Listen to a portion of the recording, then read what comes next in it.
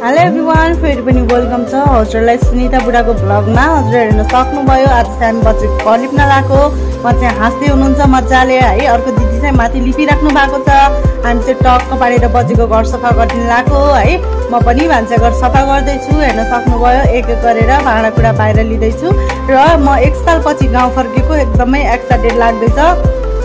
अब गाउँमा त यस्तो अब दीपावली आयो भने त सफा गर्नु पर्यो, लिप्नु पर्यो, आफ्नो घर टल्काउनु पर्यो होइन र।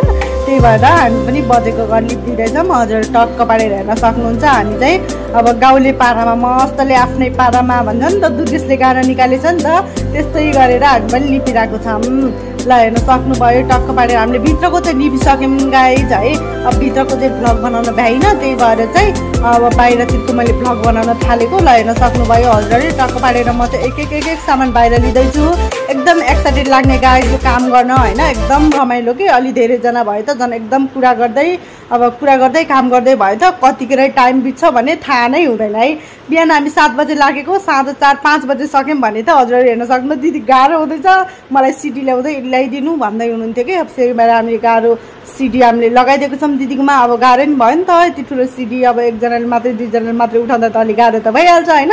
सो हामीले सिडी पनि राखिसक्यौँ र लिप्न लागेको छौँ। सबै आफ्नो आफ्नो काम गरिराख्नु भएको छ। नानुपरि हाँस्दै लिप्दै के गाई जस्तै होइन। हामीले 10 मिनट काम गऱ्यो भनेपछि 20 मिनट हामीले मजाले बस्ने हो कि। फेरि उत्रिन गाह्रो भइरहेको थियो नि त उहाँलाई, अब थाम्दै भन्दै हुनुहुन्थ्यो कि, उत्रिन गाह्रो भयो थाम्दै भन्दै हुनुहुन्थ्यो। फेरि टक्क पारेर उहाँले चाहिँ पोतो तल दिनुभयो र अर्को दिदी पनि लिप्नलाई रेडी हुन लाग्नुभयो।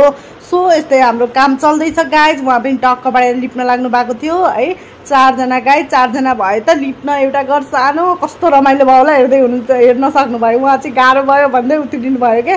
फेरि टक्क पारेर टक्क मिलाइराख्नु भएको छ। अब सो लुक्स गाइज, हाम्रो काम यस्तरी चल्दैछ। हजुरहरू पनि लिप्नु भयो कि भएन, काम घर कतिको चम्काउनु भयो हजुरहरूले पनि हामीलाई कमेन्ट गर्न सक्नुहुन्छ। सबैजनालाई ह्याप्पी तिहार भन्न चाहन्छु है, किनभने सबै घर लिप्दै हुनुहुन्छ होला नि त। अरूको घरभन्दा मेरो घर के कम, अरूको भन्दा मेरो घर के कम भन्ने भइरहेको होला सबैलाई होइन। हामीलाई नि यस्तै भइरहेको छ गाइज। कुराकानी गर्दै हामीले टक्क पारेर लिप्दै कुराकानी गर्दै गरिरहेको छौँ।